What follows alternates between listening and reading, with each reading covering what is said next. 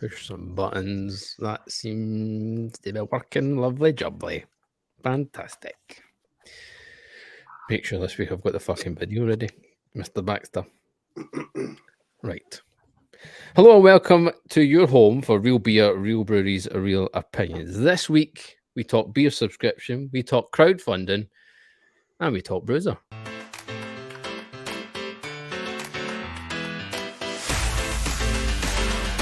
Beer Fridge Podcast.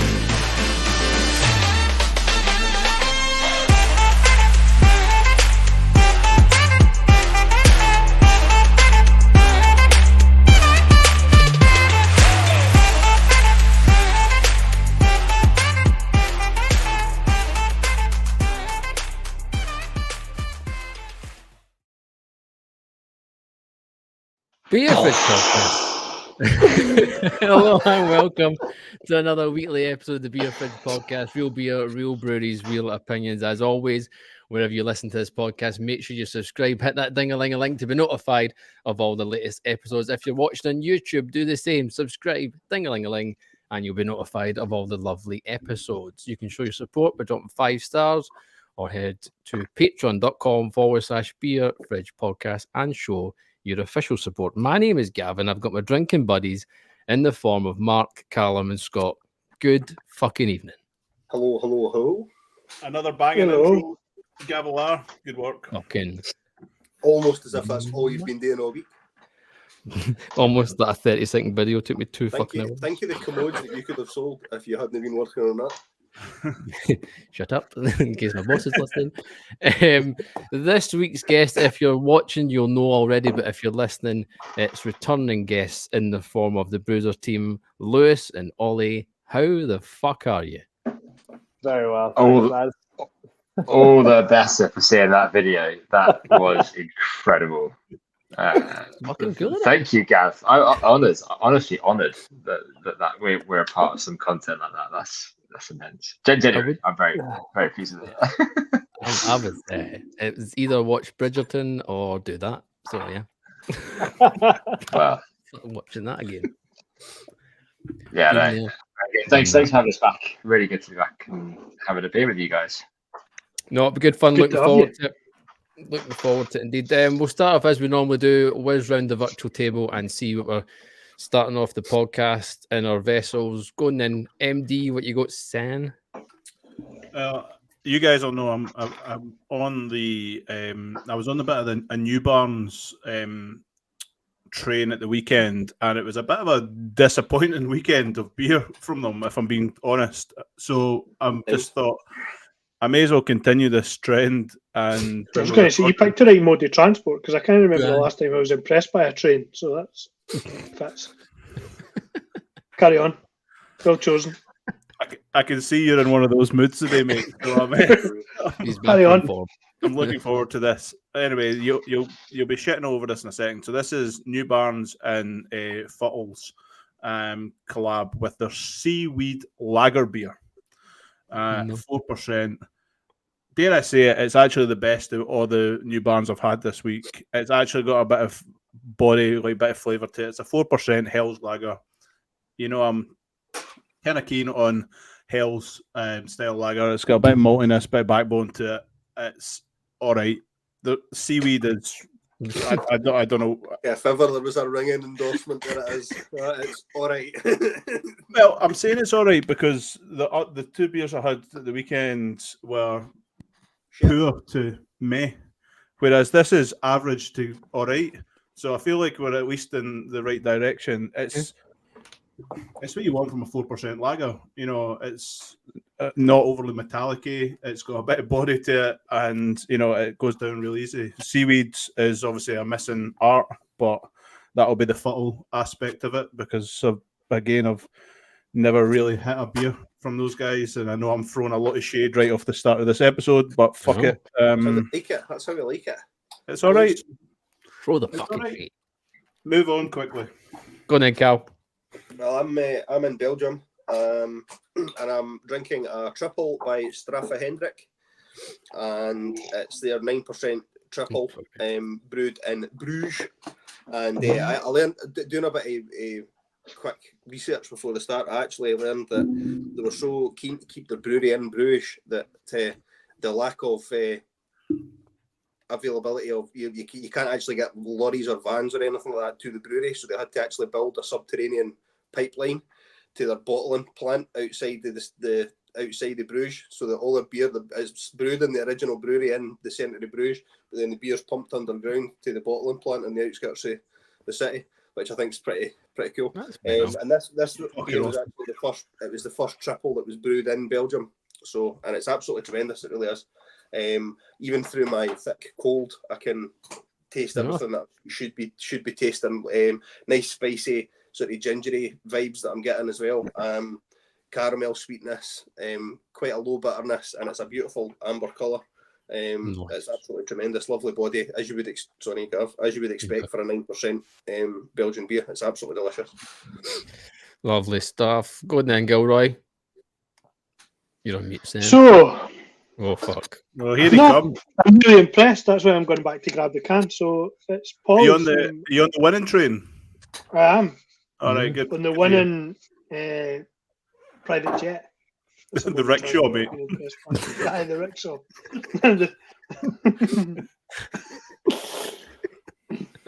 I love how I'm on the good beer moped. I love how we're just showing Olly and Lewis that nothing has fucking changed. No, absolutely nothing's changed. The intro is brilliant. The fact that that's the only thing that's changed. That's the Don't fix what's not broken, Gavin. So exactly. So I'm having Oh My Volume 2. It's a collaborative pale ale, as they've described it, between Polly's and Big Mountain Brewing Co. It's got Simcoe and Sabro in it. It's 5.8% and it's rammed full of flavour.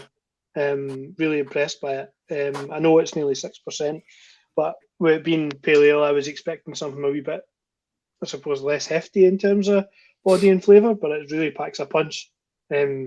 Super impressed. It was just the first can I came in the fridge. I'm going to move on to something a wee bit heavier in a bit, but I was thinking, I wasn't 100% sure. I was like, I'll try it and see what it's like. I picked up High Spirits a wee while ago. I've had it in the fridge for a bit, but it's not any the worse for wear for it at all. It's lovely. Really, really impressed. Polly's obviously have got a good pedigree anyway, but it's a particularly strong Polly's effort, I would say. If you come across a can, definitely grab it. Good collaboration. Good. I myself, before I go into the big heavy stuff, which is going to be a putty in a minute, Gilroy, you were quick on the text messages over the weekend about the new range of beers in Tesco. Yes, we're talking beer subscription stuff, but I picked up some beers from Tesco. Fuck it. Nah. One of the new ones from Northern Monk, Horde, Hazy IPA, 7%. Is what it is. It's a hazy IPA. It's juicy enough. It's giving you what you want from a supermarket beer. It's solid. That's all it needs to be said. It'll do, pig. It'll do. And in case the black screen and spinning wheel of death didn't give it away, Mark's internet is down. So good. We'll maybe get him back at some point. No fucking surprise there. Lewis, what you got, mate? You live in Bonus. Ah, exactly. Well, Ollie and I were lucky enough to visit Daya towards the end of last week, and lucky enough that they gave us a few beers to walk away with as well. And I am on one of their classics in balance, 4% pale ale, fruity, piney, just thick body. It's delicious. It's everything that Daya is about, and I love it. Not much more to be said, I think. Yeah, most people would have had this beer with no Daya, and yeah, it is what it is. It's very, very good. Right, all yourself, mate.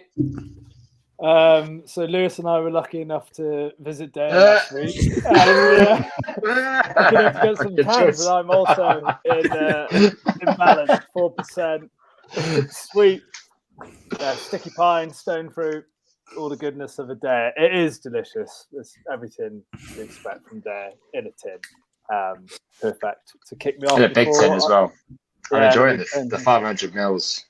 It's a nice little change to fill your glass, and then just have that a little bit more as well. Yeah. Nice. Indeed it is. Indeed. Good stuff, boys. This is the fourth time you've been in the podcast. Each time you're on, things have changed and there's always an update. This is probably one of the bigger updates from you guys. There's a crowdfunder. I keep thinking of this. It's not really a crowdfunder in the essence of it being a crowdfunder. It's an opportunity to invest in Brewser and tag along for the ride, is how I'm looking at it. How are you guys describing it? Yeah, I think it's. I think you're right. We are in a very lucky position where we've built the business to a point where it could be self-sustaining, and sort of we could keep it as it is now, going forward if we wanted to. But we want to keep growing it. We want to keep adding sort of more flexibility to the platform, and improving it for everyone involved, whether that's drinkers or producers. And in order to do that, we need a bit of injection of cash. And we thought at the same time, we've got this awesome community that we've built over the last couple of years, and it would be great to give them the opportunity, as you say, to invest and join us for the future. So it felt like the right time to do it. It felt like it was a good opportunity to do it, and that's where we're at. And so far, so good. It's been live for a few days, and the support thus far has been pretty amazing. So yeah, live for a few days. I think, correct me if I'm wrong, I checked it yesterday or this morning. I think you're 85% or 86% of the way there, roughly. 87%. 87. Yeah, which is amazing. So yeah.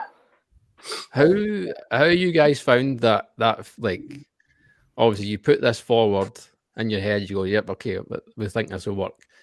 But for you guys to actually, for it to be out there now, surely, I know for me anyway, like seeing people going, yeah, I want to be a part of this journey, like that must be like fucking make you feel good. It's amazing. There's the people that are like subscribers to us and know the business well, and obviously it's amazing to see them investing, and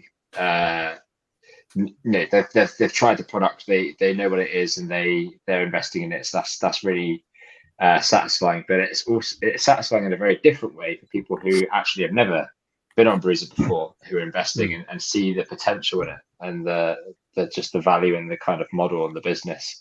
That's also incredibly satisfying, because it shows that people see it as a strong business as well as a strong experience if you're actually sort of involved in it. So yeah, it's been cool, isn't it, Ollie, seeing it all come in, and I don't know, seeing the engagement and the enthusiasm behind it. It's awesome. Yeah, absolutely. Like it's as you said, I think it was the right time for us. We'd had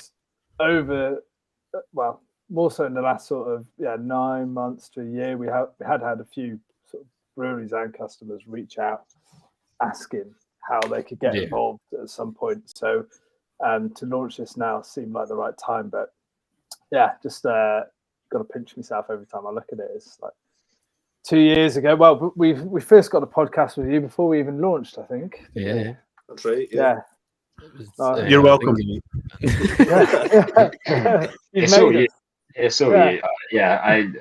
We've done nothing over the last 2 years, and it's just all down to PF. But yeah, no, it feels like it doesn't feel like that long ago we were having that first conversation, and crazy sort of how things have changed since then. But equally, things haven't changed much. At the same time, we feel like we've tried to stay true to what we set out to do back then. I think we have.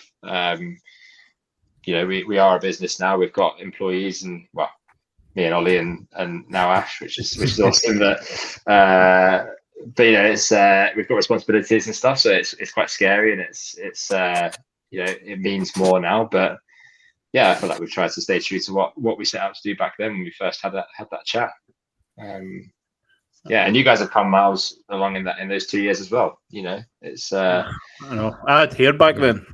So. You did. Yeah, you did. I looked my age back then, and now I'm 10 years older than I should. So Imagine blaming a Brewser subscription for losing your hair. That's a bit. I know. That's outrageous. No. I was more talking about you, talking to you boys every week. That's more the point. Well, that's true. We do stress you. Calm yourself here. No.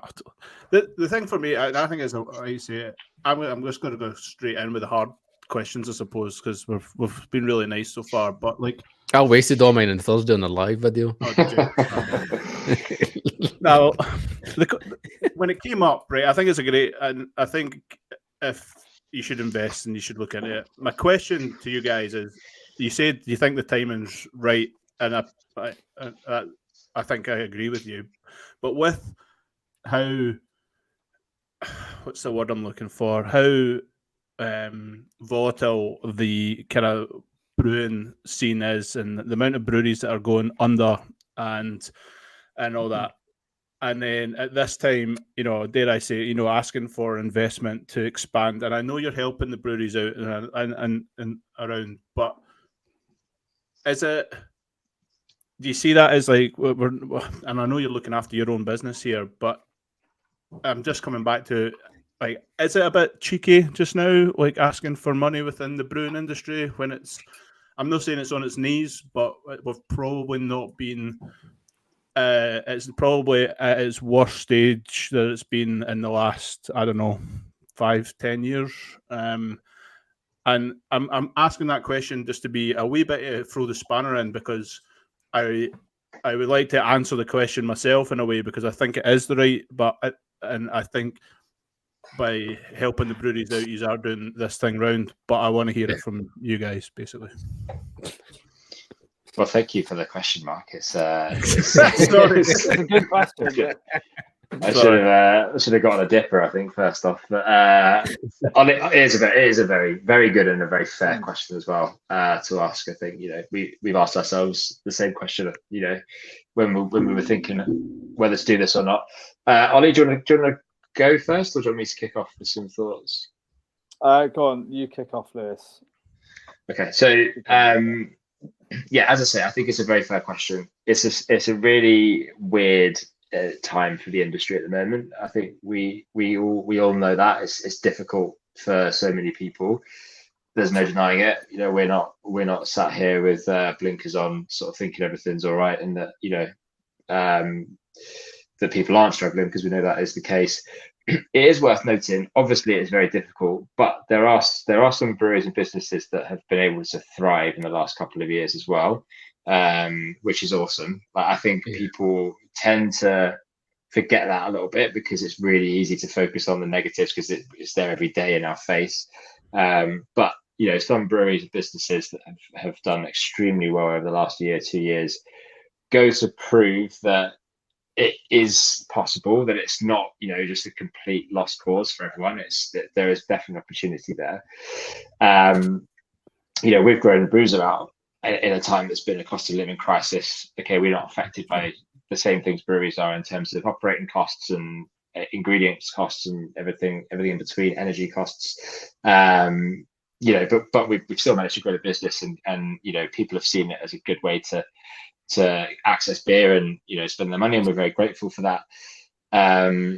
In terms of us asking for money and investment at the moment, yes, there is that element of we are here to try and help breweries out, to try and give them an extra sales channel that gives that adds no extra cost or complexity to what they do. So if we can grow our volume loads, then the idea is that will help out breweries who can't afford to market nationwide and can't afford to access that UK wide market. But also, we're asking for investment. We're not putting a gun to anyone's head. If you don't want to invest, don't invest. If you do, then great. We're very happy with that. If you invest £10, it means as much to us as if you invest £1,000.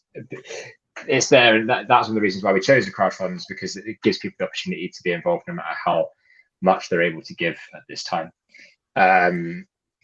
So I think it is difficult. Plenty of breweries have crowdfunded recently and done very well out of it. I feel like people, if they believe in something and they see future value in a concept or in a business, whether that's a brewery they're local to, or a brewery that's doing something different, or a business like ours that's doing something different, then they'll want to be involved in that, and that's what a crowdfund is to us. And then the last thing I would say is that yes, it is difficult for the industry at the moment, and it's in times of difficulty that innovation and disruption often happens and actually improves an industry going forward. So I'm not trying to blow smoke up our own arse here, but I feel like we are a bit of a disruptor, and breweries that are doing something different, like for example Gypsy Hill with their carbon negative brewing, and initiatives like that. Like it's in times of adversity that you get these positive changes and steps forward. And so I hope that we could be a force for good going forward, and I hope that this is a step in that direction for us and for the partners we work with. So that was a long old ramble. Sorry to to take over, but I think that they're my thoughts on that. For me, like I say, asking the question was because people that are listening to this, that they know we try and take the piss as much as we possibly can when it comes to stuff like that. But when it comes to investing, and I totally agree with everything that you say, but it's really, I think it's important that we just we go straight to the middle of it, and and build, because at the time where people's passive income and all the rest of it that they've got to kind of lay out on craft beer is probably lower than it has ever been. I feel that the service, and I've said this plenty of times, being able to have, and I said that before we recorded, one of the reasons I love the mystery aspect of it is I don't have to think about what I'm getting. I know I'm going to get a box of good beer delivered to me every month without me having to think about it. That's what I like it that way. I know others don't like it that way, and they like the fact that they can pick and choose and all the rest of it. But I know it's like no thinking, drinking, because I know I'm just going to get a box of beer delivered to me without me having to think about it. And that we need to trademark that, by the way. I'm writing that one down. Yeah, I'm taking that one from you, Mark. Thanks. We have been saying that for absolute weeks. We need to be trademarking that motherfucker. No, I appreciate what you're saying, Lewis, and it was actually it was actually a very that was probably the most mature statement we've ever had on the podcast over the last 4.5 years. So thank you for. And I'm sure Miguel being naked at his keyboard was up there. All right, well, that's what I'm saying. It's probably top 3 for the most eloquent speeches we've had. In fairness to you, but when you sent the message about coming on the podcast, the one thing you did say was you give us guys a chance to grill you about the crowdfunder, and that we have got. There is a lot more questions that I've got written down to get to the nitty gritty of it. One of them being, with the investment, where do you see that investment going in the business, and what is it going to help? I know you guys, from listening to the video on Thursday, I think it was, you did, it's going to go into tech and etc. Can you just explain that for the people that didn't see the video and that are listening or watching on the YouTube? Be honest, remember, tell us how many conservatories are going to be built on the back of the crowdfunder money, please. And will you buy a transit van? Have you not seen Olly's mystery machine? No. No, I've not seen the mystery machine yet. I'm assuming it'll get a major upgrade after this. That goes into the bucket of tech, right? You can't upgrade. You can't upgrade perfection, Scotty. Huge tailpipe and 24-inch wheels. Set. No, seriously though, what is it going into? You're going to kit in the mobile command center. This is the next crowdfund, Scotty. This is the next one. Yeah. It'd be like Meet the Fockers. It'd be like Robert De Niro in the command center in a big RV. It's the dream. So it's broadly, it's going to be split into 3 sort of segments. So tech-wise, when we first came up with the idea of Brewser, a lot of the business has been built on sort of unique codes, because there wasn't really anything out there, any bit of software that was doing what we can do with that sort of drag and drop pay and play subscription service. So we've been working on it as we go along, but a lot of it's been sort of taped together, if you like. So it does need some improvements, although it's definitely served as well. Obviously, it costs us money to acquire customers, and we want to grow this business. So, another third, we're looking at marketing as well. And for the past 2 and a bit years or 3 years since we first began on this, it's effectively just been, well, me from the beginning, and then Lewis came on board last year, and we are stretched as a team with resources as well. So just getting some better skill sets or some additional skill sets and more hands on deck to help with us. Well, Gav, you're in with your marketing, with your videos, mate. I know they've got that covered. They've got a photographer and that. They're covered for that. We can't afford Gav. Not even with this. Not even West can afford me. That's true. That's true. Imagine how many DHL labels you'd be printing to send beers.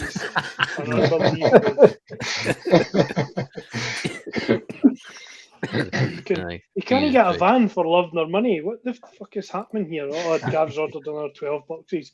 Got another 12 slots at the courier agency. Can't get anybody to deliver anything. Hey, you get it somehow. Obviously, one hurdle, or there's a couple of hurdles that I proposed to you guys, like I said, when you're on your live the other day. One being obviously DRS. If you look at the likes of Lacada, they announced at the back end of last year that we're going to stop sending beers to the Republic of Ireland because of DRS. Obviously, it's going to be coming in Scotland. We've spoken to breweries before who have said that I know we've got pushback in Scotland, but if it happened when it was going to happen, that production may have to get moved away from Scotland, etc., etc. We've heard from plenty of breweries saying, if this happens, we're not doing it. Surely, is that in your guys' thinking, and is that obviously clearly going to be an issue? Yeah, I mean, it would be an issue. I mean, it's worth saying, we obviously support anything that is improves the environmental footprint of beer, and we're all for any initiative that does improve things that way, but ideally an initiative that doesn't really kind of make life even more difficult for producers, retailers, or any small business involved in it. How you do those two things together, I don't have the solution, but I feel like what was going to come into play was quite rushed and not thought through, and so we were very happy to see it be pushed back. For us, as an online retailer, it was quite blurry, what it would really mean for us in reality, in practice. But we were talking to breweries we work with. We were trying to understand it from different sources. And we're very lucky that we can be quite adaptable to these different changes, but it would certainly have meant we would have to have brought in an extra layer of complexity, whether that was figuring out where the charge comes from for that, and then how the deposit gets paid back, and being the facilitator of all of that may have been our job. But like I say, it wasn't very. We were a bit confused by it, Ollie. I think it's fair to say, wasn't it? Yeah, absolutely. And didn't breweries have to provide something on their label as well? And a lot of breweries weren't going to be doing that. Some breweries were, so we would have had to have a slimmed down version for Scotland. But I know Wales have got it in the pipeline as well, and I'm sure England and Northern Ireland have too. It'd be great if they all just got together and did it at the same time. At the same fucking time. Because like you said there, Ollie, it is going to be a case of they're going to have to put the barcodes, etc., on the labels. Yeah, feel free, or Gilroy, or any, correct me if I'm wrong here as well, that people were going to have to basically plan ahead their whole brewing schedule and say, we're brewing X, Y, and Z, there's going to be this many cans, just so, because I think you were sending it to the fucking Tutankhamun, and then they were going to tell you, that's fine, then you'd pay it forward and all that nonsense to get your money back. Fucking piece of nonsense, man.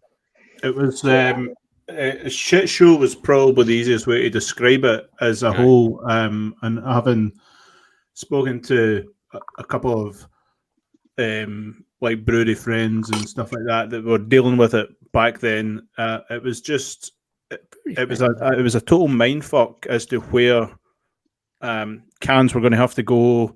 Were bottles included? Because at one point bottles were not included, but then they were included, and it was just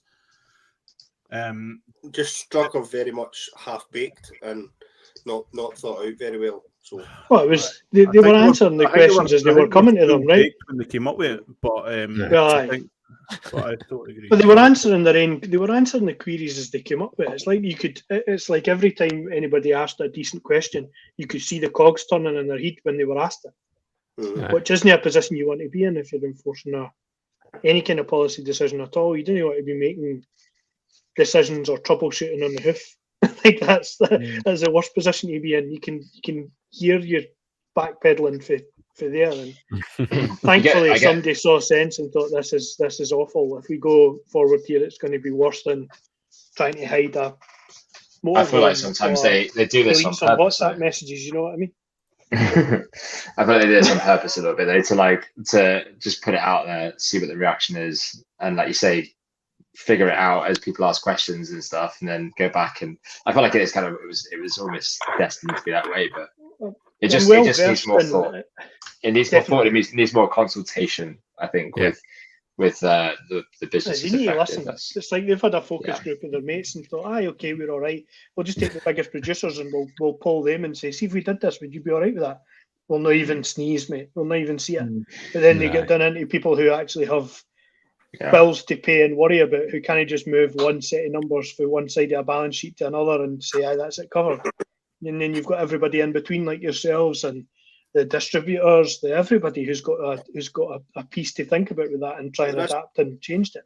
Exactly. And at the risk of becoming too political, it's as if, anything outside of Scotland that we're not interested in, and we don't really care how it affects things outside Scotland trying to come in, or things in Scotland trying to go out, and that kind of thing. So it's just like, it's better that if it's done in collaboration with your market, then that makes complete sense.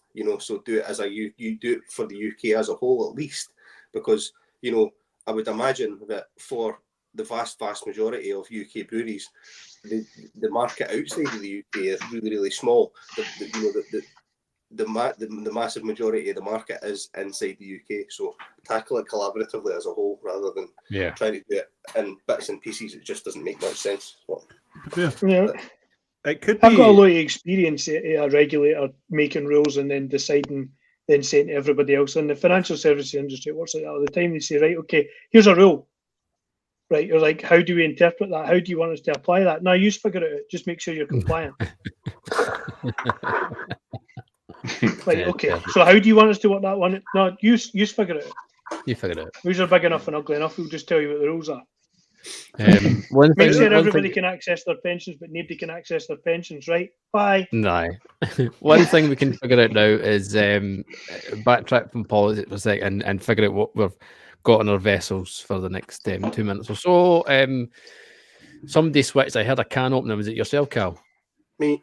I thought it was you. I could smell it. Cal, I've got to say I'm impressed. Tuesday night, thick, cold, and you've just sunk a triple onto number 2 already. I like your dedicated to the cause. I'm embracing the fact that I've got the cold and I can't really taste much. So I was going to go.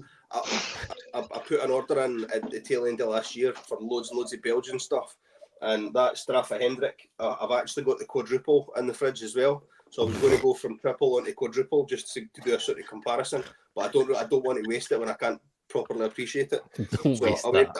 I went digging in my fridge, and not to throw shade, because Alex kindly sent this when I hadn't ordered it. It was from Bayonet, and it's B for berry, and it's their blackberry ghost.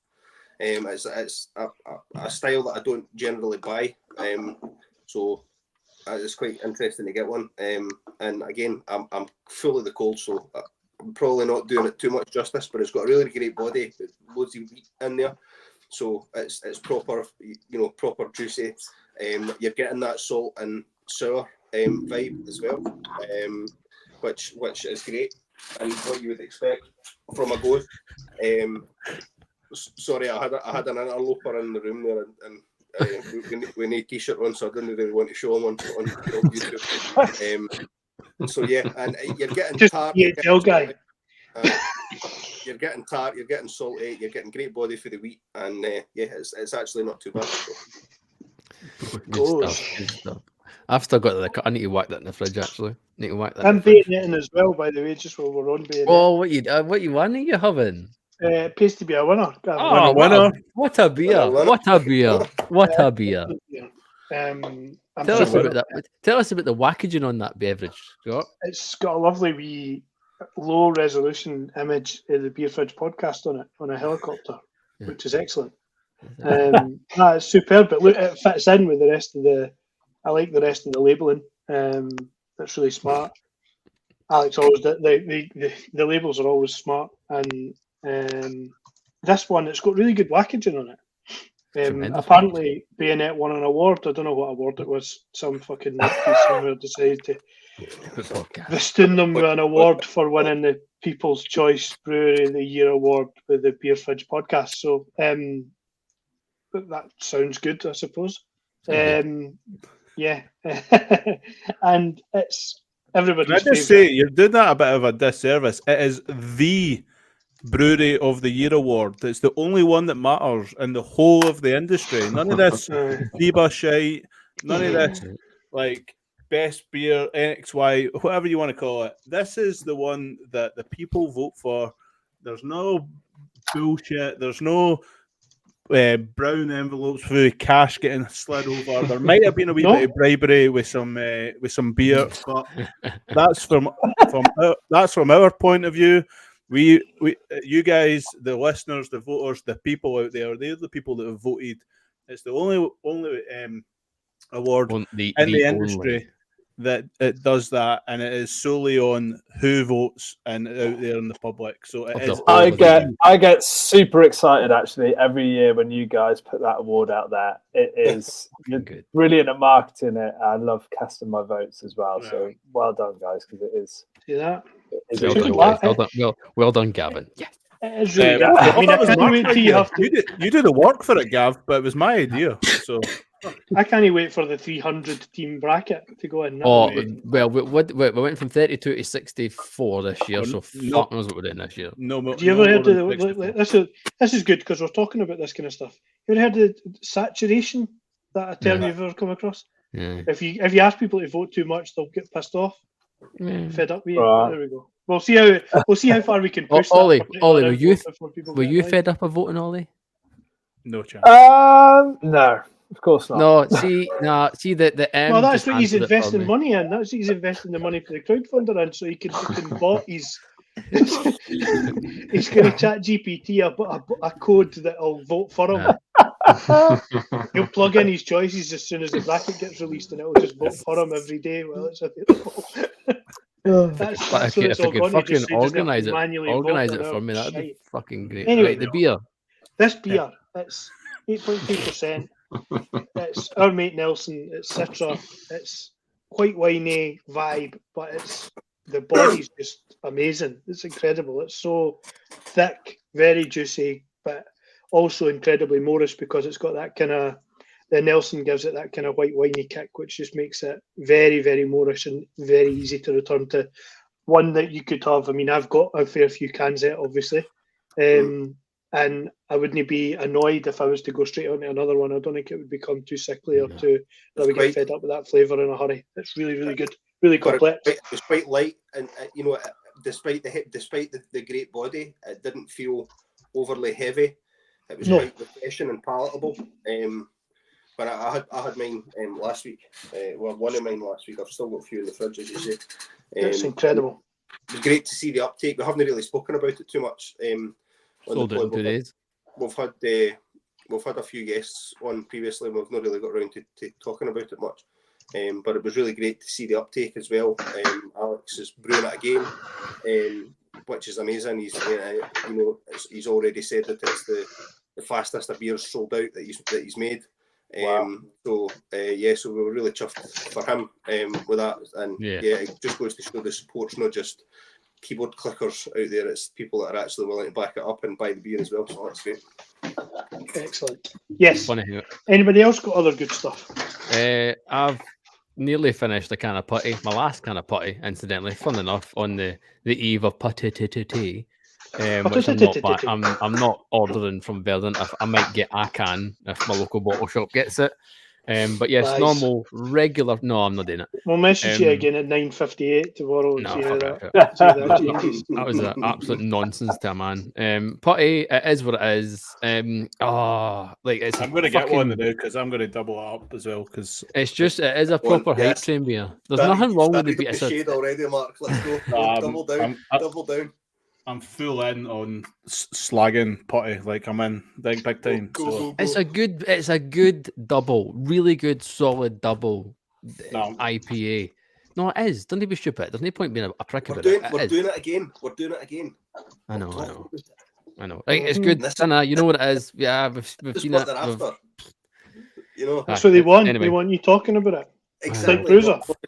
We'll establish that yes, it's a decent double, but it's no like. Well, you know what? I'll drag this conversation back to Brewser. I know a lot of Brewser users were disappointed to not have putty this year because I think it was in the box last year. It was. And I know a lot of people on the Facebook page when they like to moan about duplicates were disappointed. The duplicate gang. Duplicate gang. Anyway, Lewis, you got a beer? I'm just cracking one open actually. It's a bit of a bittersweet moment because it's the last of these beers that I'll be having. So yeah, Cosmic's Noble, one of our Project X beers that we brewed with Vault City and Pastore. I'm gonna have to get it. I'm gonna have to go in the house and get mine. I've actually, it's a really sour beer. Like it's lip smackingly sour, and we were kind of happy with that because we wanted it to be a proper sour. But I haven't found the right time to drink it yet, and I just thought this was the right time. I think Pastore certainly are. I mean, Vault City are obviously known for their modern sour beers, and but they can sometimes verge onto the sort of fruit smoothie or like IPA with a slight sour edge or things like that. But the Pastore box that I got, funnily enough, from Brewser, that would probably be a cup. Well, that was one of the early boxes that I got, actually. That was one thing that struck me, was that all of the beers from Pastore, that doesn't matter what flavour combination it was, they all had that really proper draw your jaws together sour vibe. So I'm not surprised that that's coming through in a beer that you're involved in. Yeah, no, it really does. And if you ever get the chance to visit Pastore, I'd highly recommend it. They've got an awesome little setup in Water Beach, just outside Cambridge. And Chris and Ben, father and son, they are so passionate about it. And if you go and visit them, they will they love just throwing all this information at you and showing you absolutely everything they do. And it's a really, really cool business. But yeah, I got to go to the brew day, and it was pretty awesome. It's come out. I think I'd say it's probably the most interesting out of the beers we did at Project X. It's the most divisive and the most interesting. And a shout out as well to the Craft Diaries for the label as well. I think this is probably one of my favourite labels that he did. I've got it blurred there, but cool. Not only that, it's one of my favourite glasses. It's such a good glass, isn't it? Have you got one, Ollie? I haven't actually got one. Yeah, no.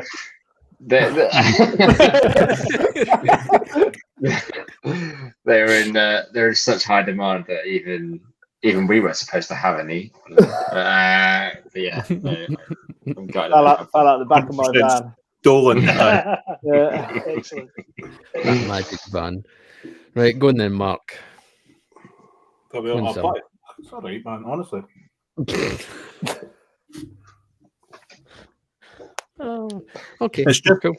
It's just not worth the hype. Nowhere near. Like for me, we know that. I feel it's nicer this time round. The bitterness is still there, which I like, but I think it goes against everything that the can says it should be. In terms of like kind of proper kind of juicy, hazy, like double IPA. I feel like the body isn't what I would expect from a verdant dipper either. But the thing the bit that always annoys me, and the bit that I'm putting up against, is the monster hype train that's behind it. It's the and I'm going to go back to the point that David McDonald said for Spey Valley. He's like, "You're part of the hype. You're talking about it all the time, and you're the ones that are hyping it up in the podcast." La-di-da-di-da. And I get that point. I do. But it's a fucking job. But we wouldn't be doing our job. We wouldn't be, on the pulse of the craft beer nation. Yeah. If we weren't at least talking about it and reviewing it. I mean, I think to review it honestly, like we have done, to review it honestly and say, yeah, it's good, it's nice, but is it worth the hype? No. Then I think that's pretty honest. So I think the guys at Verdant would probably say that it's not the best dipper they produce. It's up there, but I think they'd be happy to say that. But what they have created with it is an absolute beast. And if it gets people going to bottle shops and buying, craft beer in January, in the lowest sale month of the year, then let's hype it up. I couldn't agree more with that. And at the end of the day, a beer that sells out in 15 minutes and package is unbelievable, and it is exactly what the industry needs. And I made that point at the start about, obviously with the investment and looking at that, and but if breweries are able to create a beer that sells out in that short space of time, that drives hype, that drives conversation, that drives people to bottle shops, that drives people to pubs, for the first pour, all that kind of stuff. And we had a conversation. Was that? It might have just been before the putty launch, and we talked about what other breweries and beers should have hype days throughout the year, because realistically, there should be one a month. There's enough incredible breweries in the UK that have stalwart beers that are pioneers within the industry, that there should be a day for them, at that, or a weekend. And you mentioned obviously the or whatever the heck it's getting called this for the triple. But can I just say, the real hype beer is being launched on Friday, which is Alligator Tugboat. Correct. So what a beer. That beer is worth the hype. So, and whether it lives up to it, I will quite happily tell people if it doesn't. But that beer, I'm running to a bottle shop, but I'm running to buy it on Friday. But but the other thing I'm running back to before you start slavering more about putty is more about Brewser and like I said, the crowdfunding opportunity. The one thing on your live that you mentioned was, and again, feel free and correct me if I'm wrong, just to steer the ship back, is the kind of almost like one-off purchases, having a store available for one-off cans, and having things available for people to pick up straight away, like a 6-pack or whatever. Feel free, correct me if I'm wrong, and explain that bit of your kind of plans for growth. If I'm talking shit, just tell me. No, you're not talking shit, no. Well, we know this is wanted because people, like, we get so many requests for can I get this box sooner? Can I put in a one-time order? This kind of stuff, right? So we know the demand's there, and I think part of the future, and it feeds into this, is that we want breweries to have more sort of ownership over what it is that they put on Brewser. So for at the moment, it's quite linear, although it's really flexible for the user. Breweries will typically only have 1, 2, 3, maybe 4 boxes on there that people can choose, and they might be style specific. They might be slightly different price points, like the £29 box or the £38 box. But we would like to kind of give the opportunity for them to put on, if they want to put on a 4-pack or an 8-pack of a certain beer, or something like that. You know, that it would be really cool to kind of for them to each have their own sort of, you know, more developed store on Brewser, I guess. And the subscription boxes probably would have to stay a little bit more standardized, but then there's no reason why, you know, people can't sort of get more store-like purchases from breweries as well. So is the plan for those? So the idea is for store-like purchases from breweries as opposed to from you. So, you know, they wouldn't, you know, a user wouldn't be able to construct a bespoke box from different breweries for you to provide, or how? Well, that is also a potential option as well, but we don't intend on ever having a warehouse. We don't ever want to be handling stock. Our business model was a big thing. You know, we want to sort of eliminate that aspect of the subscription service of you know, generic provider hoarding, you know, lots of beer in whatever conditions and then sending it on to customers, you know, to get the beer direct from the brewery. So that would be difficult if you were wanting beer from different breweries all at the same time. But yeah, that's yeah. There are options for that. We're in the process of some. We can't give away too much, but we're in the process of some conversations around that as to how we could make that work. But we're keen to try and make that work, because again, people, you know, we have these mixed cases at the moment. But like for example, the St. Paddy's box that's live now is a mix of 6 breweries, and what happens there is we have one brewery who kind of owns it, and then the other breweries will send beers in.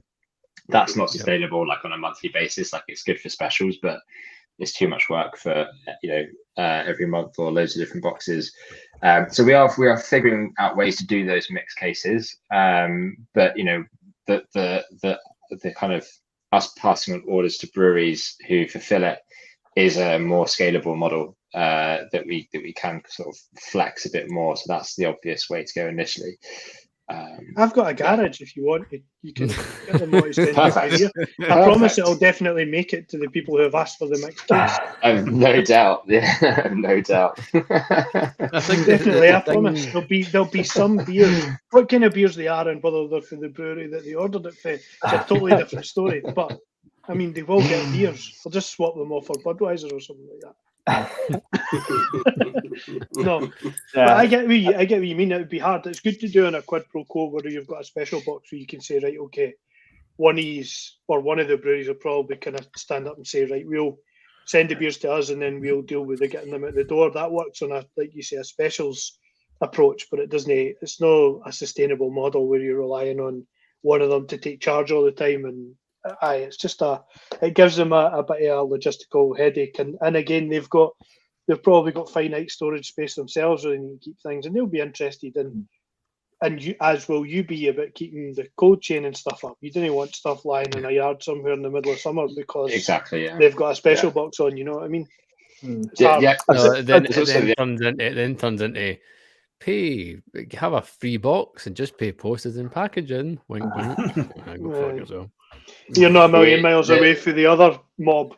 There's the economics in it as well. Like that model of like bringing beers into one brewery and then shipping out from there that's expensive, and it's fine for specials, but we also want to try and find ways in the future of making it more approachable and accessible for people. So that's why we brought in the discovery boxes, because it was a more accessible price point for people than 38 quid, and you know, we want to try and do more of that. And can there be smaller packs that people can get, you know, if they can't afford the bigger subscription models, all this kind of stuff. You know, just adding in that flexibility and variety, I think, is where we want. The flip side to that as well, Lewis, you guys are given the option for the craft beer wanks like ourselves, who, when you go, right, oh, you can have this box, but if you pay a wee bit more, you can get a glass and a dog whistle as well. You can have 4, like, you didn't need to put putty in. You take the putty example very quickly because I'm fucking fed up talking about it now. You take a beer that's got hype on it, like an alligator tugboat or something like that. you can say, well, you can also get a 4-pack of X. Bolt it on. Exactly. And bolt yeah. it on to what you're already getting, and that takes you for your 8 to your 12 or whatever, but you'll get 4 of these in your box if you add a, like you say, a bolt on. That's probably quite the best way to describe it, is adding on something or add on a, like you said, Gav, a tumbler or something. The other thing, I don't know if you've ever thought about it, it just came to me as we were talking about stuff. And you were talking about the economics of putting beers for different breweries in the same place. Again, it would be a special thing, so it wouldn't be, you wouldn't do it all the time. But like a regional special box where you take breweries for a specific geographical area and say, right, okay, there's a Scottish box, so all a few of your Scottish breweries, or take a discovery box and put it together out of your Scottish breweries and say if you've ever wanted to see what. And I know that gets to the other mobs model. They've done regional things before, but it's fresher, it's better, and it's the breweries themselves get to decide what to showcase. A Manchester box, sure shot. Well, aye. Yeah. Spotter and track, Like that. all in the same box. Fuck, this is one street, one industrial estate, Christ. I know. No, we love that. You wouldn't have much in delivery charges between the breweries. You just have to toss a coin and say, right, okay, right track, it's you. You've drawn the short straw. The boy's going to walk a trolley load up to you. We're literally just talking about that. I can't remember if it was today, Lewis, but yeah, we've obviously got this Northern Irish box going on at the moment for St. Paddy's. Oh, sorry, not just Northern Ireland, because we've got Whiplash in there as well. And then we have done a Welsh box as well before with like Wilderness and Wild Horse. It's time we venture up north into Scotland and do a Scottish box. But I really like the regional idea. It's just, it's finding that partner in that region, which shouldn't be difficult.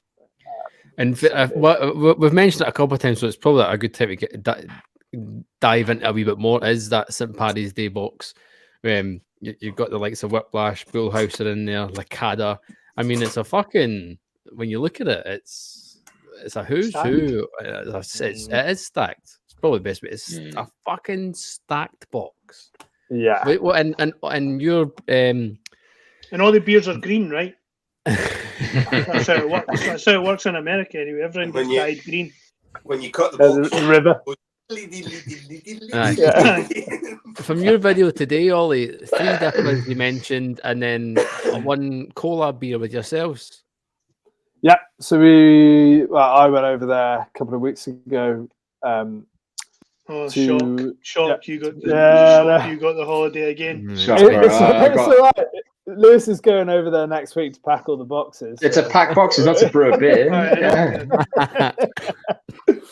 Sorry, you can do the old one for me, one for the box card. One for me, one for the box, one for me. But massive credit to Chris at Modest Beer. Have you guys tried his beers before? Not yet. No. It's on my list of ones to have. Like, so fucking good. He's a one-man band operation, just brewing by himself. He's got this like really small kit. Super nice guy, and he tends to stick more around the sort of sessionable ABVs, like 4 to 6, but they do go over and they do go below. But he just packs so much flavour into those beers. So he got in touch with us asking if we got anything planned for St. Paddy's. We hadn't yet. I mean, as you can see, Lewis missed out Valentine's Day as well, so to drop you in there, Lewis. So there's no surprise there. But we got on a call and kind as he looks over the shoulder. I know, No comment. You've got headphones on, it's all right. No comment. As you can tell when I'm shitting myself, so it's all right. Is that a knife at the back of you there? Is that? Yeah. It's been there for 3 years, Scott. So we got this collaboration box, 11 beers, 6 different breweries, 3 dippers. We got a collab with Modest, Bullhouse, at Lacada and Our Brewery in there as well, which is going to be a dipper. So it's a big box, and I'm buzzing to get this one myself. To be honest, So I my love subscription. Yeah, you know it's a good Yeah. one when we're like reserving one straight away. Not missing out. No. I know. Is that something that we'll see more of from an investment point of view? That opening up collaborations and kind of using the connections that you have got to kind of put, whether it's you guys doing it as part of the Brewser setup, or is that an angle that you could tackle? I'll answer this one because Ollie will probably be a bit too modest. I think he's frozen anyway. I think he's Yeah. frozen. Yeah, my whole Classic. screen's frozen. But Okay, Still well, hear you, we don't can hear you. Yeah. And it's quite a flattering image actually, so don't stress. Right. I was going to say that's the least dodgy freeze pick I've ever seen. Yeah, I know. Yeah, that's Ollie. He's a natural, you see. But in all honesty, as Ollie mentioned earlier on, like we both of us have been probably like just to the limit, just trying to keep the business running. The investment, I would say, won't directly like feed into these collab boxes, but what it will do is enable us to grow the team and then free up more of Ollie's time in particular to actually go and see breweries and hopefully get more of these initiatives lined up. Because it is time consuming and it is challenging. It's hard. I was going to say it's hard to be there. It's hard but to we love it. when we do love it. But this is what when we set out at the start, Ollie, I think we were so successful in the early days, in terms of getting brewers on board and getting them bought into Brewser by doing everything in person and actually taking the time and the effort to go and see breweries face to face and just like be a friendly face as well. And that's what we need to do more of. We've kind of had to get away from us a little bit because we've just been so bogged down in day to day.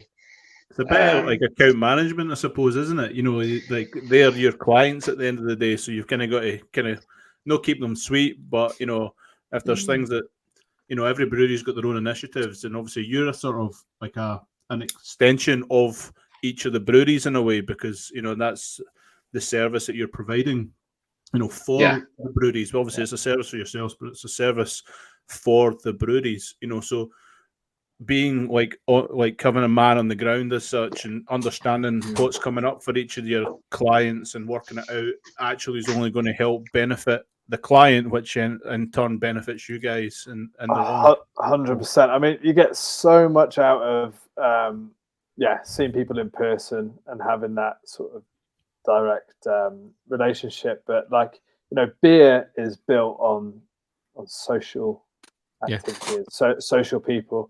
And that is one thing that drives me a bit insane, is just being stuck behind this this laptop all of the time. It isn't my intention to get out there. Yeah, you bastards aren't helping tonight. Yeah, sorry. Isn't it? It's an industry built on socialization, but I would say fostered by and kept going by and grown by, based on the people that we've spoken to, and there are some people, been some wild podcasts where you get it, but in and of themselves, a lot of them are quite introverted, and a lot of them marketing and promotion and this, that, and the next thing and telling people what's going on is at the absolute back of their mind.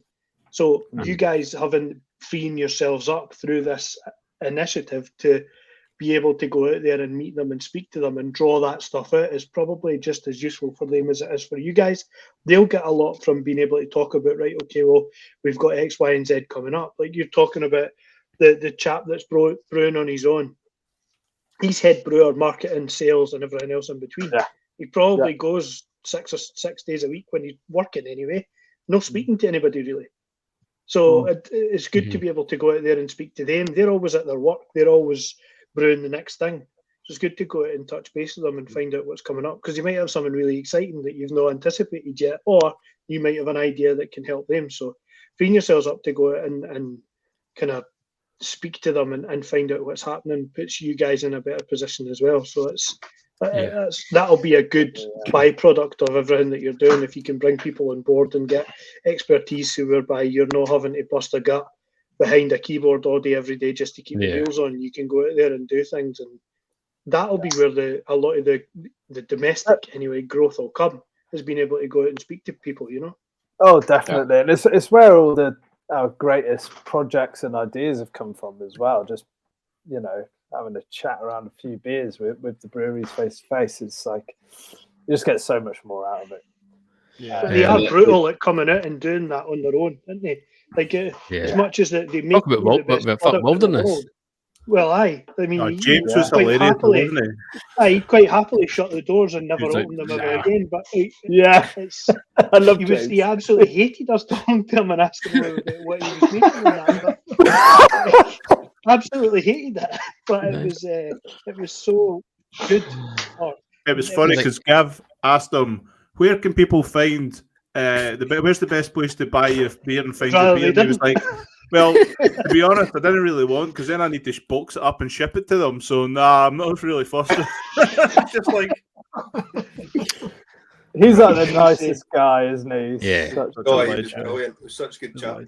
I think actually for the past, big shout out to Wilderness, because for the past 4 or 5 months I've been getting his sharer box, like month in, month out, getting 4 of those big sharer bottles, and he's been like beer on peaches and raspberries and all sorts of delicious stuff. I love his beer. Yeah, the boy knows how to make beer, definitely. Talking about getting kind of new breweries and stuff involved in the Brewser universe, you're going Pitbull still, Mr. Worldwide, going across the pond to America. Some American sours have ventured into the Brewser universe.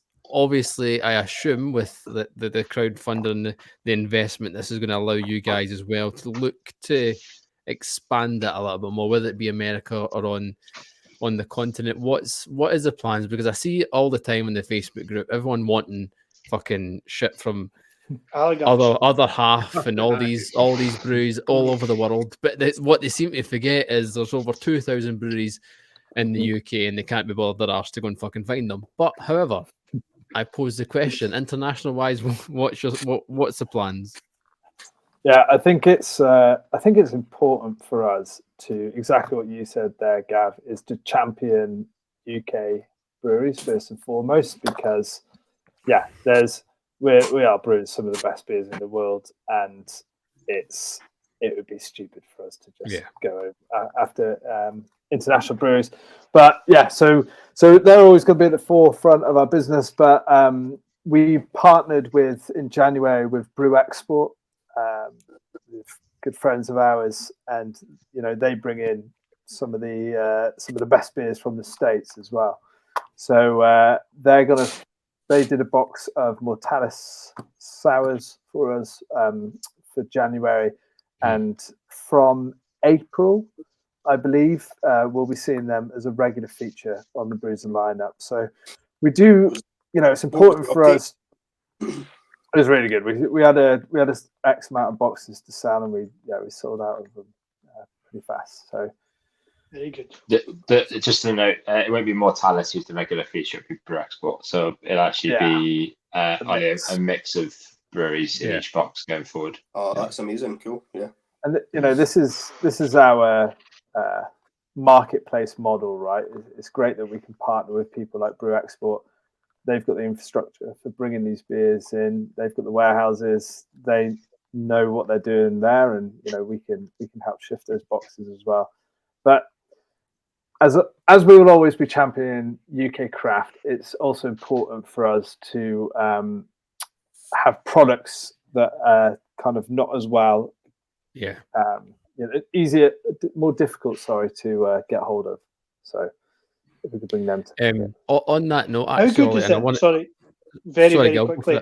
How good is it that somebody's going to try and take the mantle away for the to date kind of unchallenged behemoth when it comes to the American craft beer market and home bargains? Unchallenged, home bargains unchallenged thus far. The Brewers Association in America, the only one to partnership with them in a supermarket or mass level so far in big and large stores. Big and large, big and large home bargain stores. The American breweries behemoths like Tailgate and various others. Washington DC, they had breweries for Philadelphia, the whole work. So it's good to see somebody step up and try and knock them down a peg or two. That Home Bargains mob, trying to be at the forefront of American craft beer imports. You know what I mean? Especially with the big and large stores. I want to backtrack. Fucking hundreds of big and large stores. I know, they're all fucking big and large. Fucking nonsense. I've never seen a meat. I would love to see the medium metro version of Home Bargains. That would be Home Bargains local. Like, just half a dozen cans a week. But they still all have that cardboard cutout of the policeman as a deterrent in the front. Just in case you were wondering about shoplifting, that cardboard cutout's there to act as the deterrent. Exactly. Again, just to go backtracking slightly, but going on what you were saying as well, there, Ollie, obviously champion breweries here in the UK. You guys were saying like you're looking to do kind of one-off purchases of like 4-packs and stuff like that. Is that going to allow you? And I should have asked it when we were talking about it. Is that then going to allow you to sign up breweries who would maybe want to be a part of Brewser but don't have the range, who only do maybe 3 or 4 beers, and the duplicate haters would fucking hate them because they end up with 6 of the same fucking beer, which is fucking... Anyway, it's another conversation. Is that going to allow you to then have those other breweries that maybe don't have that range to be able to sign up and be a part of Brewser? Yeah, I mean, it will definitely allow us to expand our offering. What we're very conscious of at the moment is having too much choice on there. If you have too much choice, you won't get any purchases. I think Scotty touched something like that at the start of the show. So until we can find a better way. Someone's called it a show. in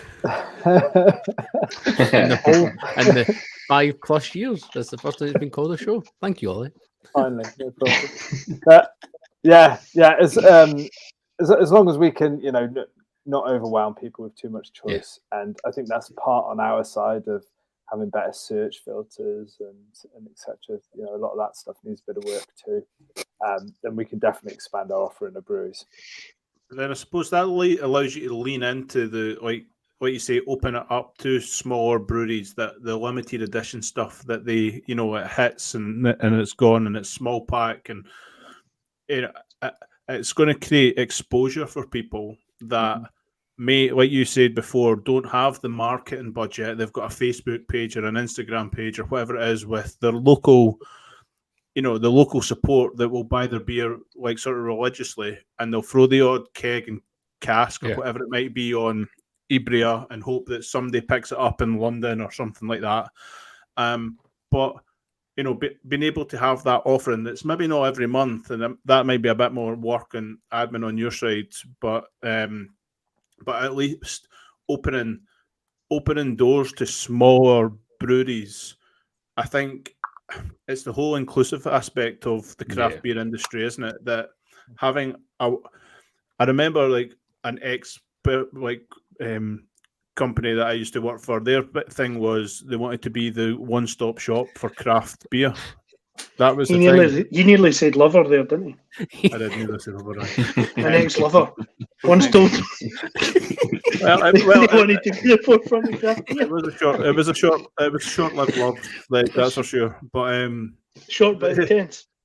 But that's the whole point, though, isn't it? Though that where do people go? Like calling card. Short but intense. We're going off. Sorry, but I'm totally trying to derail you just to go back to well, you 100% succeeded. But it's quite an interesting point though. When you were talking about it, I'm trying to think: is there a one-stop shop for like craft beer, and where you would go? There shouldn't be.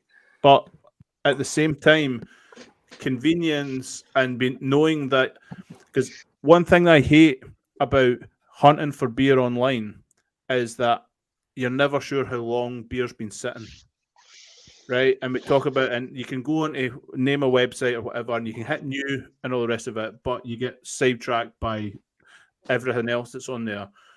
The model Brewser have got rocking, and that these are at least champion, is the fact that you don't have a warehouse, so anything that does get shipped out is going to be as fresh as possible. Yeah, and that's something that might be worth leaning in. I don't know. I'm going off on a wee tangent there, but I got a couple of thoughts on that. So one is someone compared us when we were talking through the model to what we wanted it to be going forward.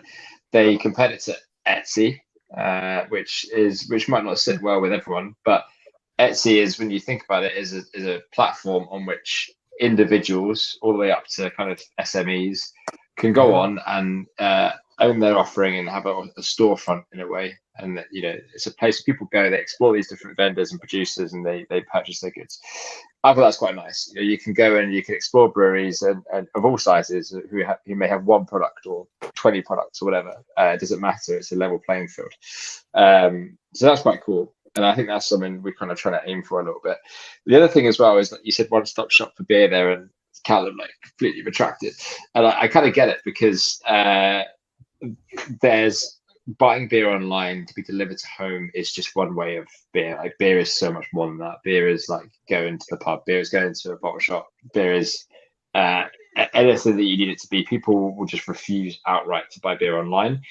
And some people may not need to buy beer online because they've got the best breweries and bottle shops within walking distance of them in London or whatever. So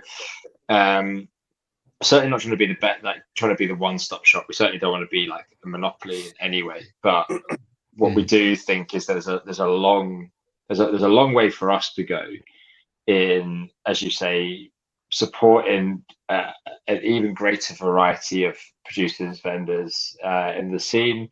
Whether that's a one-off basis or a permanent basis, I think we could be a lot more than we are today in our model, but definitely still not being that sort of all-encompassing Walmart of beer, if you know what I mean.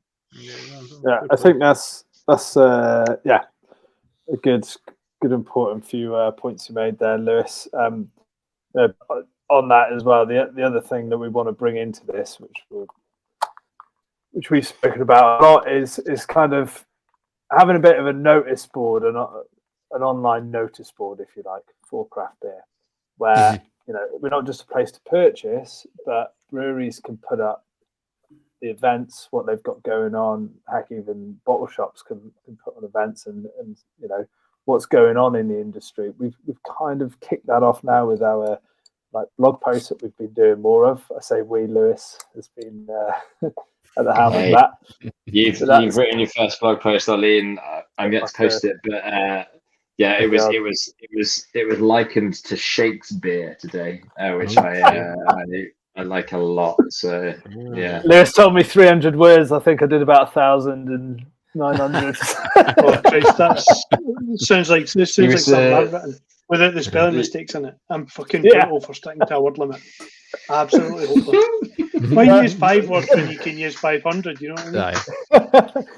You wrote me a blog post about your brew day in Belfast, and I got 2 pages down. You hadn't even got out of bloody Shrewsbury. I was like, oh, for God's sake, come on, get to the point. Friday, Friday, the X of everything. It's not much fun.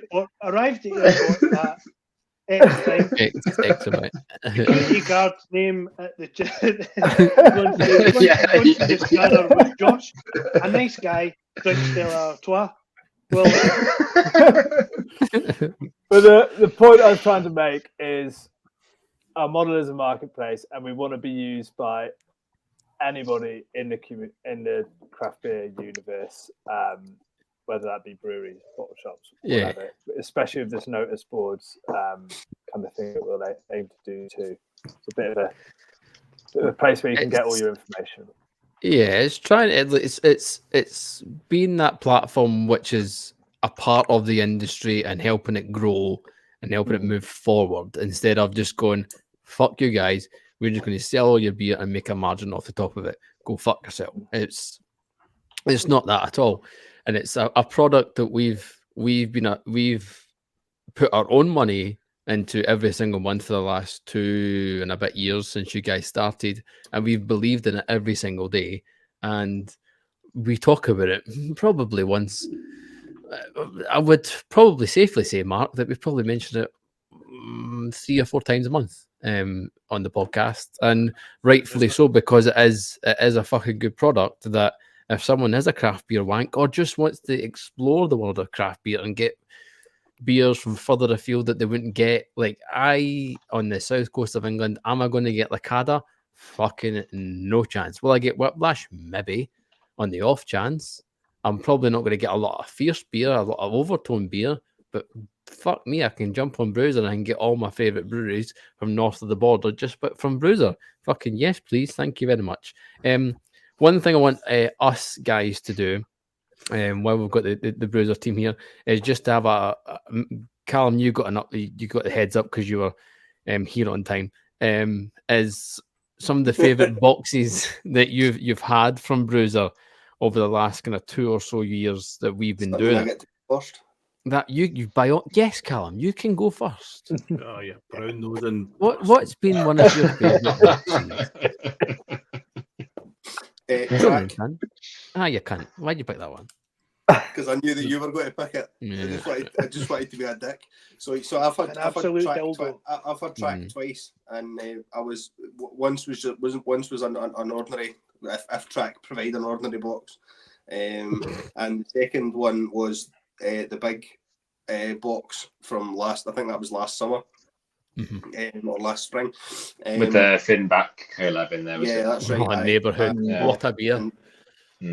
Phenomenal What box. a beer!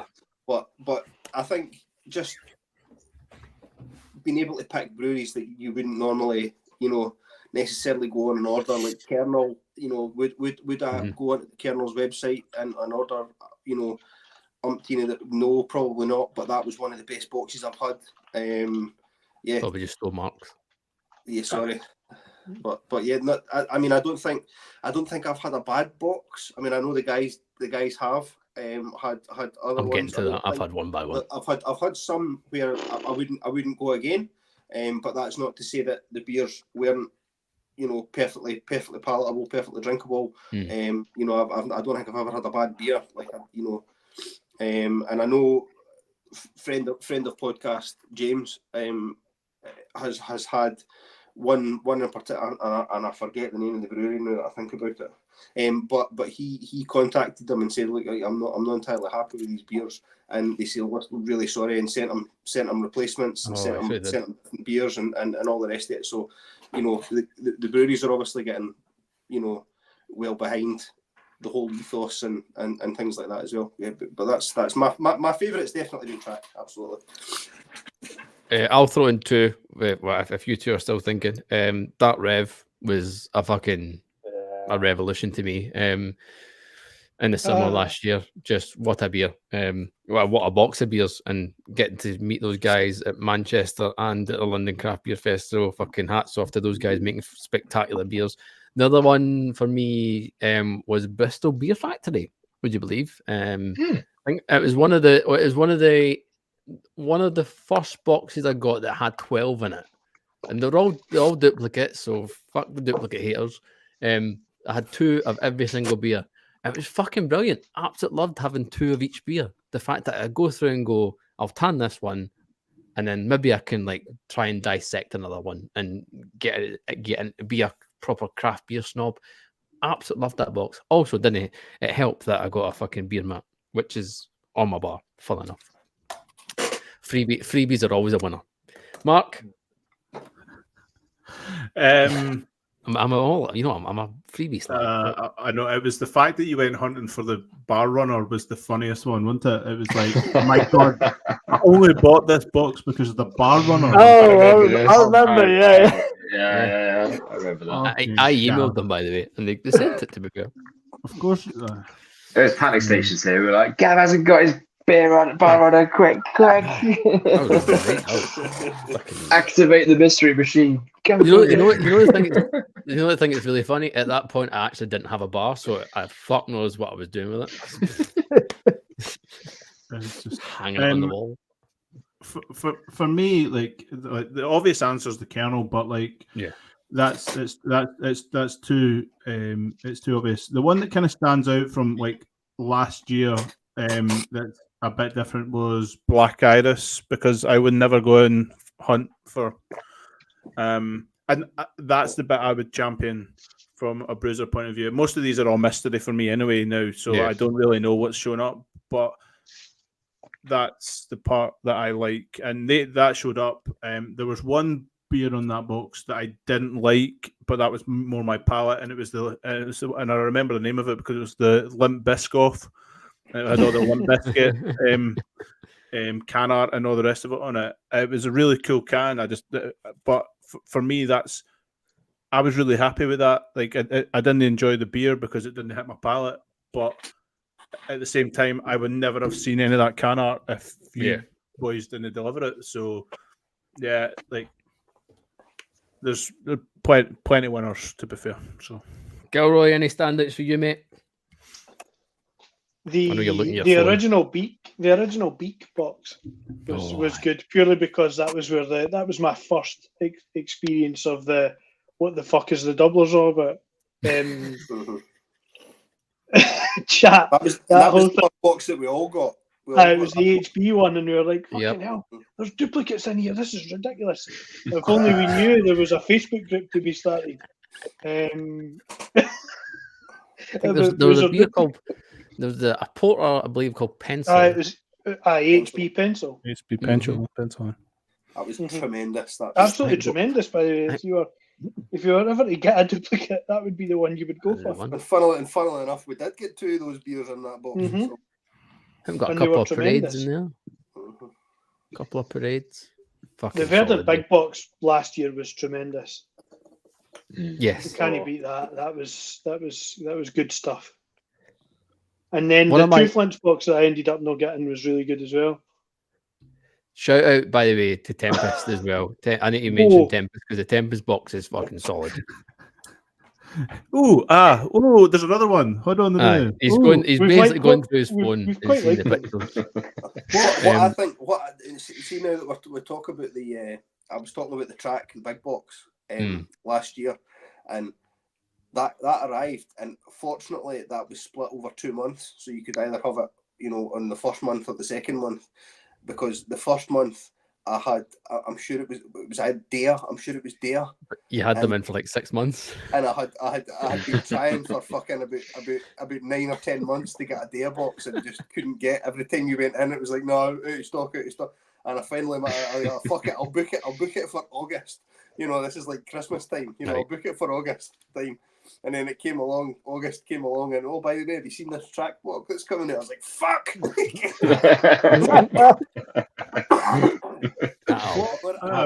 What happened with the old the Royal Swinkles boxes? They moved warehouse, and they just had some changes going on internally. I was so gutted because I had it teed up for a few months and moved it, and then I saw and it was one of the ones I had left it in, and it was the exact same month these came out and were like, they're coming off, and I was just like, typical. Yeah. No, I have reached out to them a couple of times, and I can't remember what exactly is going on. If it's like a licensing or is it moving warehouse or something like that, but it was But what I would just like to say, track. It's good that you mentioned that box. I think that was our fastest selling box. I think we sold out of that in like 2 days. It went so quickly, and they pulled out all the stops of that. It was fucking awesome. And Black Iris, it's great to hear a brewery that doesn't really get mentioned. I love Black Iris beers as well. They're absolutely phenomenal. So, that's one for pulling up their name. And just like a final thing for a couple of you guys, you mentioned that if you've had an issue, the breweries have sorted it out. So we always say for customer service to come through us, and then we can chat to the breweries. But the breweries are phenomenal at sorting out issues. If ever there's a problem, they want the whole reason they're on Brewser is because they want people to have the best experience of their beer and their brewery, and they are more than happy to sort issues out. So just like fair dues to them, they're brilliant to work with. Yeah, service-wise, can't complain. Anytime there's been an issue or delivery-wise, I think the last issue I had was with my Lacada box. It disappeared into the fucking ether, and then another one. And then you guys kindly got another one sent over. Thankfully, because their beers were fucking fantastic. So good that you weren't disappointed when the original box did turn up. Oh, it did turn up. Yeah, it turned up like 3 or 4 weeks later. Jeez. Have you sent that back because you're a good Samaritan, didn't you? You sent it back to them. Fucking drank every single fucking one. I would interject here and with a small potential process improvement for Brewser, and this comes off the back of messages that I've had from Gavin's wife and Mark's wife and Scott's partner. I think we should have a facility where users are alerted prior to the lock-in date that they've got multiple boxes on their account, and that would cut down on instances of multiple boxes being ordered where not necessarily that was meant.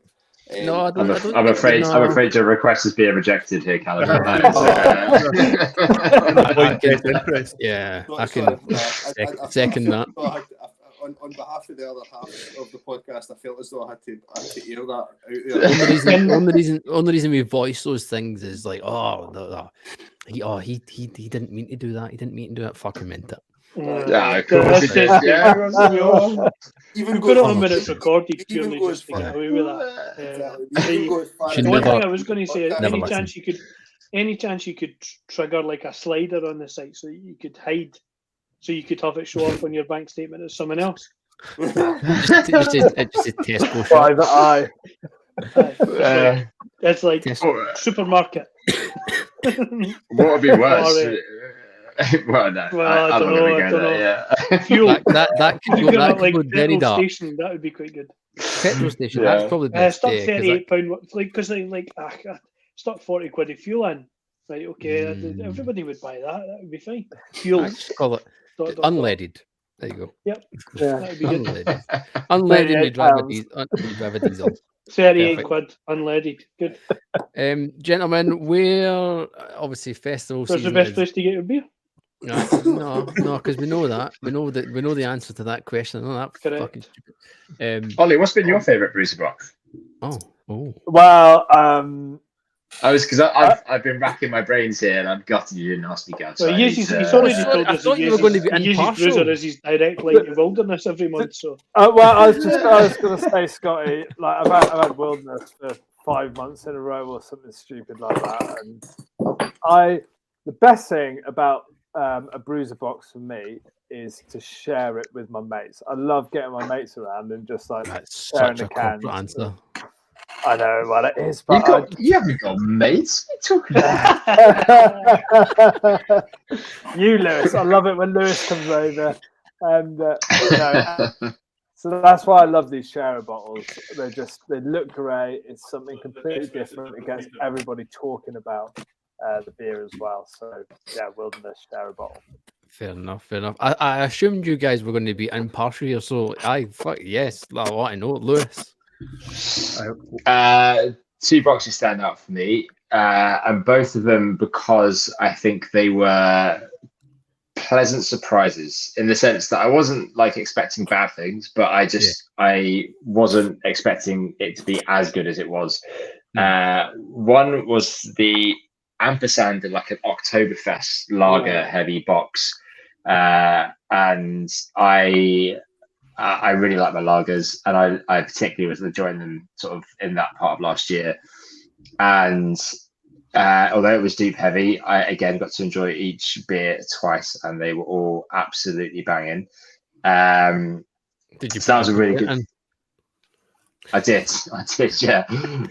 I put it along with my HR complaint that didn't go anywhere either. So just that was a standout. Just to confirm, Lewis is head of HR. That was a standout one, and the other standout one was Little Earth Project. I had never tried their beers before, and I don't think I'd ever tried beers quite like what they produced before either. Like as fruity, and then also knowing the story and knowing that Tom and Danny literally go out in the local area and forage the fruits that they put in their beers from the local hedgerows and stuff.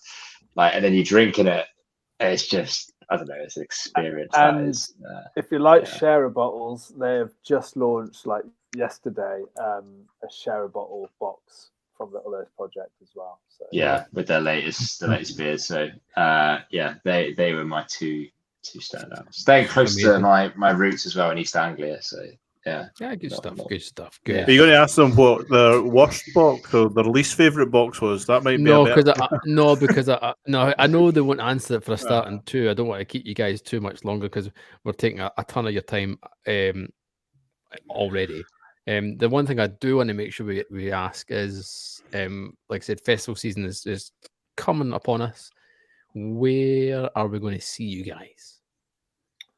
Are we going to these hills? Are we going to London Craft Beer Festival? Are you guys sponsoring all the We Are Beer ones? Where are we going to see the Brewser name? Olly, how much can we say about these hills at this moment in time? Not much. But You've just said enough. Okay. So that's fine. Yeah, exactly. So, yes, we will be at these hills. You've said enough already by just saying that. These hills, love that festival. It's one of our favourites. We'll be certainly attending quite a few. The first one of the year is a festival Lakes Brewco, not Lakes, excuse me, Fell Brewery, who are up in the Lake District, are putting on. So we'll be up there in the middle of March, and then we've got these hills booked in again. And it's always gets this time of year where I need to reach out and start booking these festivals in. Basically, I did reach out to Beer Expo today. Right, yeah. Is that the one in Liverpool? Yeah, in Liverpool. I went last year for the first time. It was fucking brilliant. So I would highly recommend visiting. Yeah, I got an email about that last week going, do you want to go? And I was like, don't know. But we're quite keen to do more of the kind of more of the smaller and the brewery owned festivals. I think this year, I think we just enjoy them more. Like These Hills has been one of our favourite festivals the last couple of years, and more of that. Yeah, there's been a couple of people that are putting on new festivals as well for the year. Which there always is, but there's some really exciting ones happening that we're in discussions with at the moment. So, Callum, are you setting up a festival?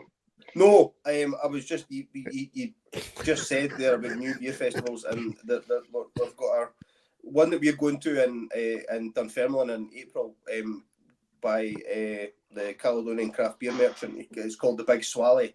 And that's been going for a few years, but he's expanding now into Edinburgh in partnership with Vault City. Oh wow! That's going to be in October this year. Wicked! You should reach out to Caledonian Craft Beer Merchant and Vault City and get involved in that and come up. It's at the, is that still called the Big Swally? That one? It's the Big Swally Edinburgh. It's called. That's in October. It's the 19th of October. It's at the Corn Exchange in Edinburgh, so it's a great venue. Come on, you should head up. We'll be there. Awesome. I've written that down. Callum is head of the PR department now. We're calling. Well, we do get the red carpet treatment whenever we go to the Big Swally, so much there. We did moan like hell to get the red carpet treatment. That was hilarious. We should not. Well, we badgered the life out of him. We also said we would. Do you know who we are?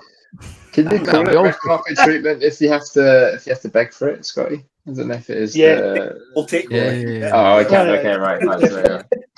Take what we get. 5 years of doing this nonsense. Gentlemen, it's probably best for you guys to say where the best place to get the beer is, because there only is one place to get the beer. Who, Olly or Lewis, one of you guys can tell everybody who doesn't know about it, because if you listen to the podcast, you probably already fucking know. Lewis, which one? No, sorry. What Brewser is? Where can you go? Where did they go? Tesco. No, I'm joking.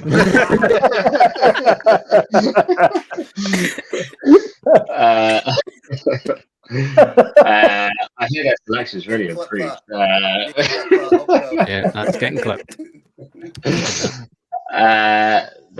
No, we'd love for you to head over to Brewser. And we also, as mentioned, have the crowdfund active at the moment, which is on cedars.com/Brewser. So check it out. And if sounds like something you'd like to get involved with, then please do. But yeah, we're also open to anyone asking us any questions or getting in touch in any way. As always, all the links to the Brewser website and the crowdfunder for your chance to be a part of the Brewser journey. You won't regret joining Brewser. You won't regret. Fuck Christ, no. We've spoken about it enough. Jesus Christ. We'll put links up to both the crowdfunder and the website for you, so you can go and enjoy both of those things. Also, make sure you go over to social media pages, Facebook, X, Instagram as well. Search Brewser. And while you're there, would you shut the fuck up? While you're there as well, make sure you follow, and share, follow and share as well the Beer Fridge podcast as well. If you're listening and watching on the YouTube, thank you, good evening, good night. Make sure you subscribe, hit the ding-a-ling-a-ling as well to be notified of all the latest episodes. My name's been Gavin, that's Callum, that's Mark, and that's Scott. Thank you, Lewis. Thank you all. It's, as always, an absolute fucking pleasure to have you on the podcast. Thank you very much.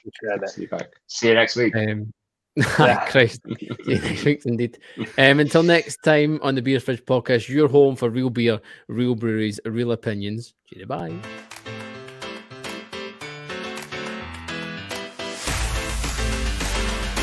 Beer Fridge Podcast.